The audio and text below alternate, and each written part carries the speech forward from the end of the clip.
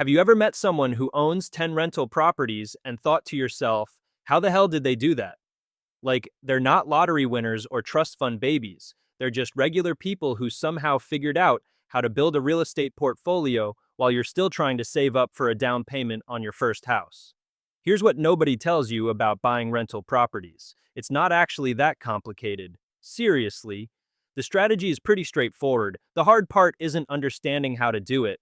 The hard part is having the discipline to actually execute the plan instead of getting distracted by the next shiny investment strategy you see on YouTube.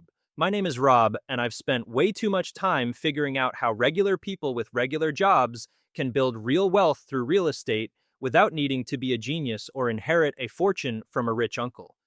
If you've ever wanted to know the actual step-by-step process for going from 0 rental properties to 10 properties that could fund your entire retirement, make sure to hit that subscribe button and give this video a thumbs up if you're serious about actually doing this instead of just thinking about it. Now, before we dive into the mechanics of buying properties, we need to talk about something that most real estate gurus completely skip over because it's not sexy or exciting. You need to start with the end in mind.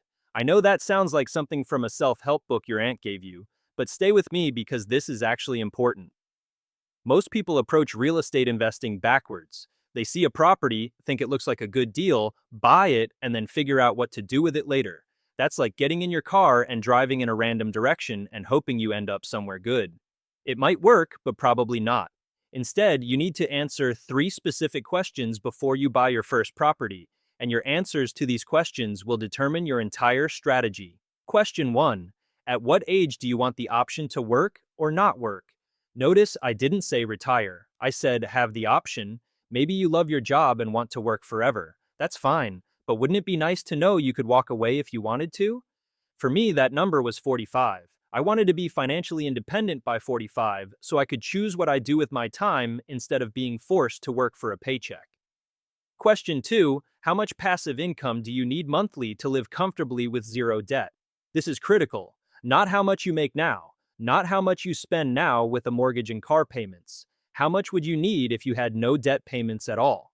For most people, this number is somewhere between $10,000 and $20,000 per month. Let's say you need $15,000 per month to live the life you want without any financial stress. Question 3. What's the average rent in your market? This is going to vary wildly depending on where you live. In some markets, you can get $2,000 per month for a single-family rental. In others, maybe $200. In my market, the average was around $1,500 per month. Now, here's the simple math that changes everything. If you need $15,000 per month in passive income, and your average rental brings in $1,500 per month, you need 10 properties. 10 properties fully paid off, generating $1,500 each, equals $15,000 per month in passive income. Boom, that's your target. Not some vague idea of, I want to invest in real estate. You need 10 properties. That's a specific, measurable goal. Now, you're not just randomly buying properties. You have a plan. So how do you actually get to 10 properties? This is where most people get overwhelmed because they start thinking about coming up with 10 down payments, qualifying for 10 mortgages, managing 10 properties. It sounds impossible, but here's the thing. You're not buying all 10 properties at once. You're buying them over 5 to 7 years, maybe longer, and the strategy changes as you go. I'm going to break this down into 2 distinct phases. Phase 1 is the accumulation phase, where you're focused on acquiring properties. Phase 2 is the payoff phase, where you're focused on eliminating all the debt, so those properties actually generate passive income instead of just barely breaking even. Most people never make it past phase 1 because they don't understand that you need both phases to make this work. Let's start with phase 1, accumulation. Before you can buy your first property, you need to get your financial house in order. I know that's not what you want to hear. You want me to tell you some secret hack for buying properties with no money down and bad credit. That's not how this works in real life. You need 3 things to make this strategy work. 1. Good credit. Ideally 720 or higher. If your credit is trash, fix it before you start buying properties. Pay down your credit cards, make all your payments on time. Dispute any errors on your credit report. This isn't optional. 2. Good income.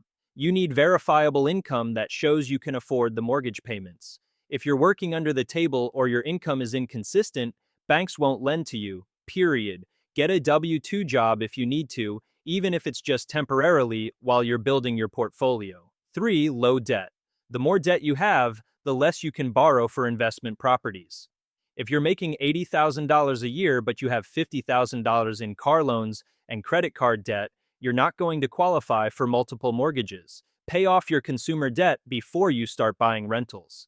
I know this sounds boring and obvious, but I see people constantly trying to skip these prerequisites and then wondering why they can't get financing. The banks aren't being mean, you're just not qualified yet. Fix your financial foundation first. Now, assuming you've got your credit, income, and debt situation handled, here's how you buy your first property.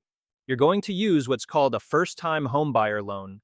This could be an FHA loan with 3.5% down, a conventional loan with 5% down, or even a VA loan with 0 down if you're a veteran. The key is that these loans require way less money down than investment property loans. Here's the strategy. You buy a house, you live in it, and you optionally rent out the extra rooms to offset your mortgage. This is called house hacking, and it's probably the single most powerful tool for new investors because you're living somewhere anyway, so why not make it work for you financially? Let's say you buy a 3-bedroom house for $250,000 with 5% down. That's $1,200 for the down payment, plus maybe another $5,000 for closing costs. Your mortgage payment is probably around $7,800 per month, including taxes and insurance. Now you rent out the 2 extra bedrooms for $600 each. That's $1,200 per month in rental income, which means your actual housing cost is only $600 per month. You just dramatically reduced your living expenses, which means you can save money faster for your next property. After a year, here's what you do. You move out. You convert that house into a rental. You rent out all 3 bedrooms or you rent it to a family. Now it's generating maybe $2,200 per month in rent against your $1,800 mortgage.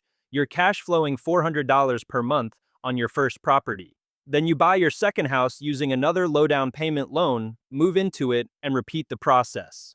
Some people do this 2 or 3 times, moving every year and converting each property to a rental. It sounds crazy, but if you're young and don't have kids in school, moving every year to build a real estate portfolio is a pretty solid trade-off. Now, at some point, you're going to stop moving. Maybe after 2 properties, maybe after 4. Once you stop using the house hacking strategy, you need to start buying straight investment properties. This is where it gets more expensive because investment properties require 20% to 25% down.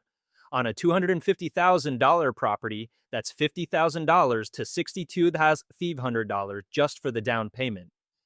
This is why increasing your income is critical during the accumulation phase. You need to be saving aggressively and ideally creating multiple income streams. Maybe you're working a W-2 job and also doing freelance work on the side. Maybe you start a small business. Maybe you're maximizing your overtime or bonuses. The faster you can accumulate down payments, the faster you can buy properties. Let's talk about the timeline here because I want to be realistic. If you're starting from zero and you're making a decent income, maybe $75,000 to $100,000 per year, you can probably save enough for your first down payment in 12 to 18 months if you're aggressive about it. Let's say you save $15,000 to $20,000 for your first property. Year 1, buy property 1 using a first-time homebuyer loan. Live in it, maybe house hack. Year 2, buy property 2. Convert property 1 to a rental. You've now got 2 properties and you've only been doing this for 2 years. Years 3 and 4. These might be slower because now you need bigger down payments. Maybe you buy 1 property each year if you're really hustling, or 1 property every 18 months if you're being more conservative. By the end of year 4, you might have 4 to 5 properties. Years 5 through 7, you're starting to build momentum. Your earlier properties are appreciating. Your tenants are paying down your mortgages. You're getting better at finding deals. You might be able to buy 1 or 2 properties per year. By year 7, you could realistically have 8 to 10 properties. Now, I know what you're thinking. Rob, I don't make $100,000 per year. I can't save $50,000 for down payments every year. I get it. This is where you need to get creative about increasing your income. The reality is that your day job income is probably not enough to buy properties quickly. You need to figure out how to make more money.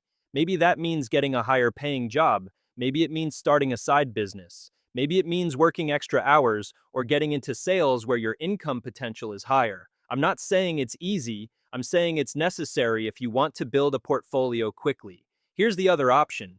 You could buy properties slower. Maybe it takes you 10 years instead of 5. That's fine. The important thing is that you're moving in the right direction instead of just thinking about it forever. One more thing about the accumulation phase. As you're buying properties, you want to focus on cash flow and appreciation potential, not just one or the other. A property that breaks even on cash flow but is appreciating rapidly might be worth buying. A property that cash flows $500 per month but is in a declining area might not be. You need to evaluate each property based on the full picture. All right, let's say you've done it.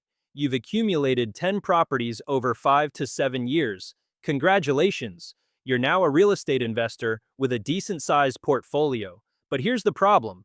You're not financially free yet, not even close. You've got 10 mortgages. Even if each property is cash flowing $300 to $400 per month, that's only $3,000 to $4,000 total. You can't live on that. You still need your job. You're still working. So what was the point? This is where phase 2 comes in, the payoff phase.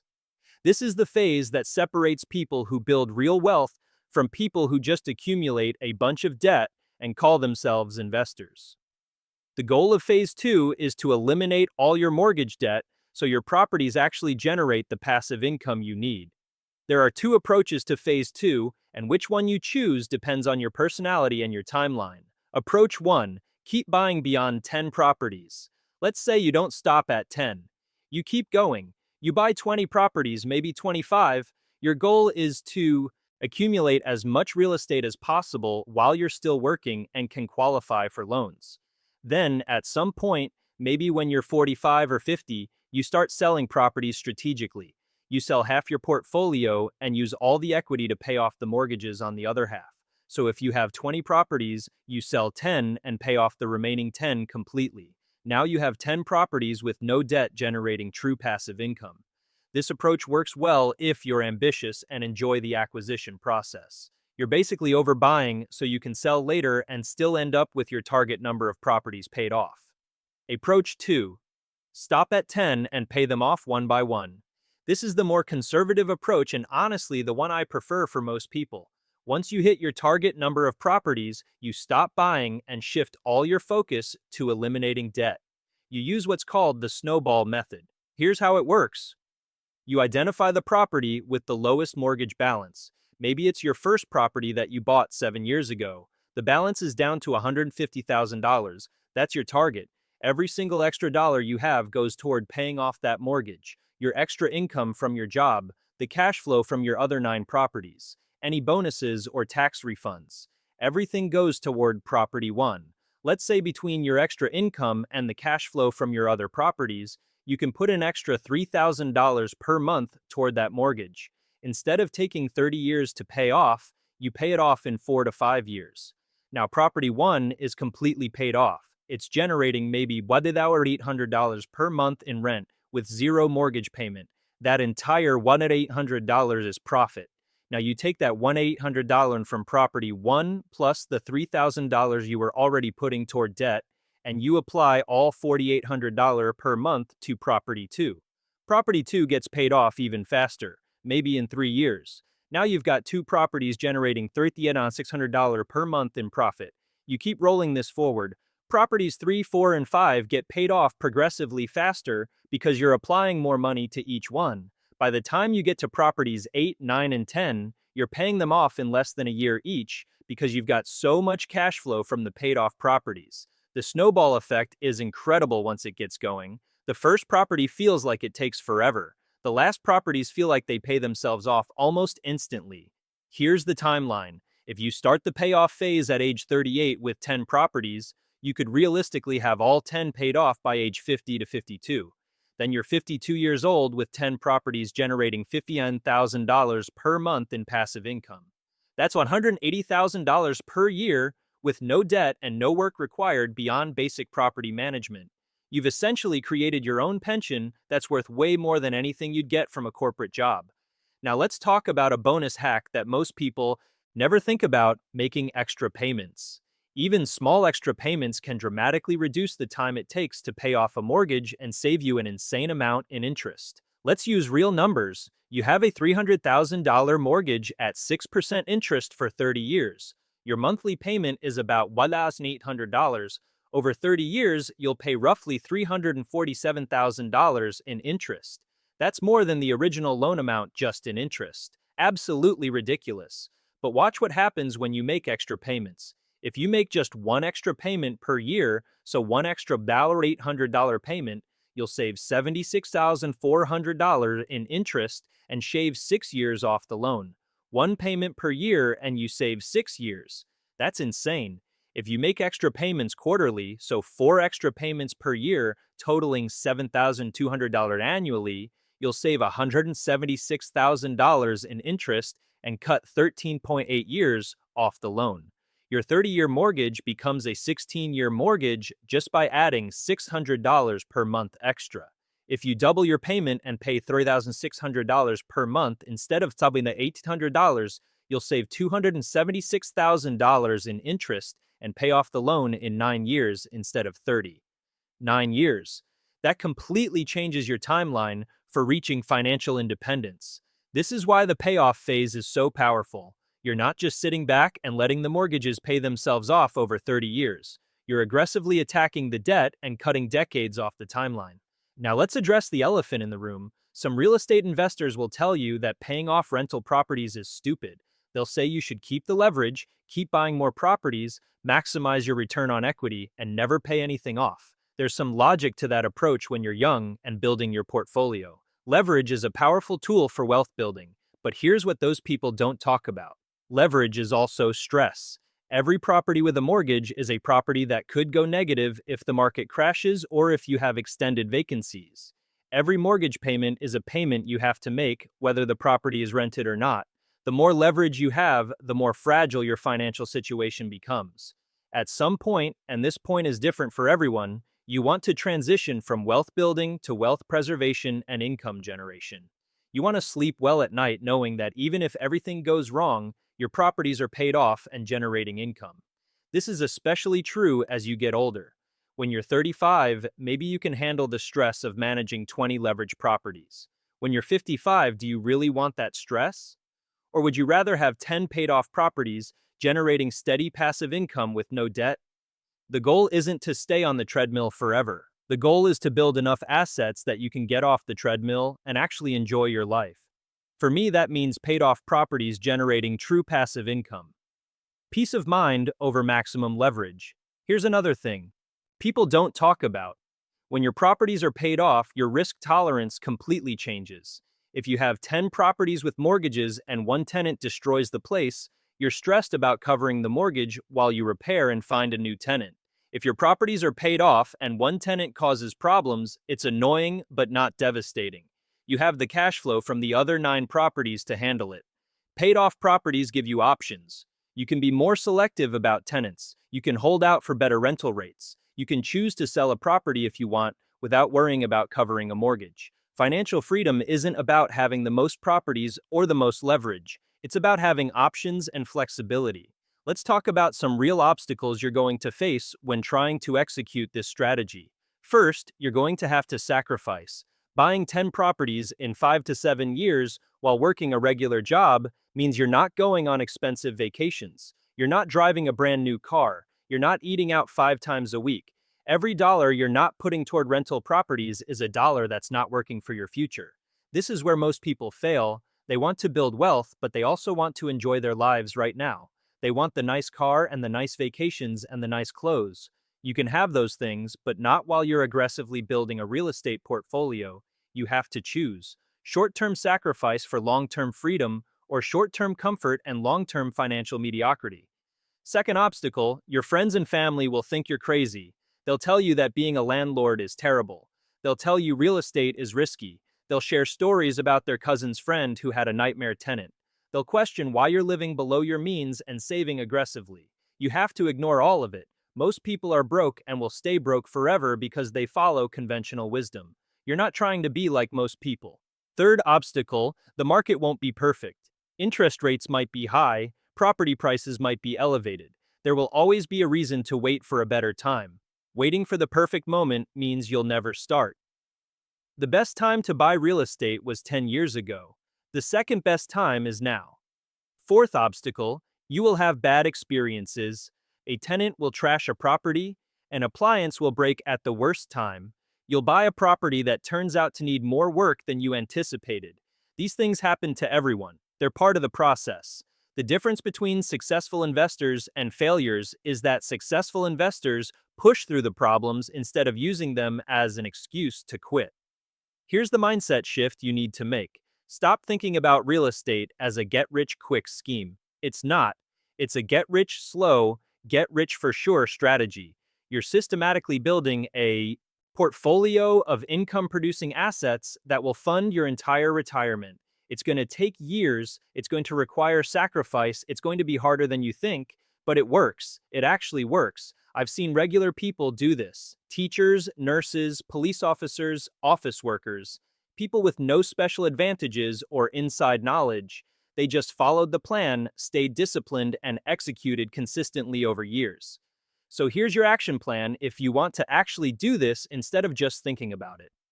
Step 1. Answer those 3 questions. What age do you want financial independence? How much monthly passive income do you need?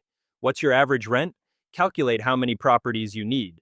Step 2. Fix your credit, income, and debt situation. You cannot skip this. If your credit is below 720, focus on improving it before buying properties. If you're drowning in consumer debt, pay it off first. If your income is too low, find ways to increase it. Step 3. Save for your first down payment. Cut expenses, increase income, and save aggressively. Your goal is to accumulate $15,000 to $20,000 for your first property within 12 to 18 months. Step 4. Buy your first property using a low-down payment loan. Live in it. House hack if possible. After a year, convert it to a rental and buy property too. Step 5. Keep repeating. Focus on acquiring properties during your accumulation phase. Aim for 1 to 2 properties per year, depending on your financial situation. Step 6. Once you hit your target number of properties, shift to the payoff phase. Use the snowball method to eliminate debt property by property. Step 7. Enjoy your paid-off properties generating passive income while your friends are still working jobs they hate and complaining about never having enough money. This is not complicated, it's just disciplined execution over an extended period. The strategy works, the question is whether you're willing to do what it takes. Most people aren't. They want the results without the sacrifice. They want the passive income without buying the properties and managing the tenants and making the extra payments. But if you're one of the few people who actually commits to this strategy, who actually saves the down payments and buys the properties and executes the plan, you will build more wealth than 90% of people ever will. You'll have true financial independence. You'll have options. You'll be able to work because you want to, not because you have to.